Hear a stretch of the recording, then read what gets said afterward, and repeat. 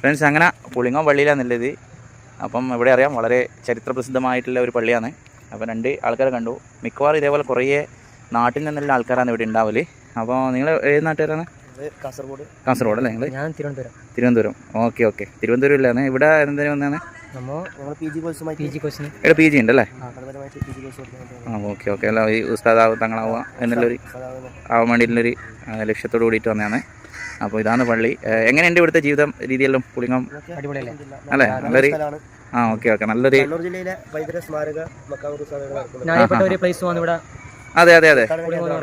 അതെ നമ്മളെല്ലാ വർഷവും മിക്കവാറും വരാറുണ്ട്.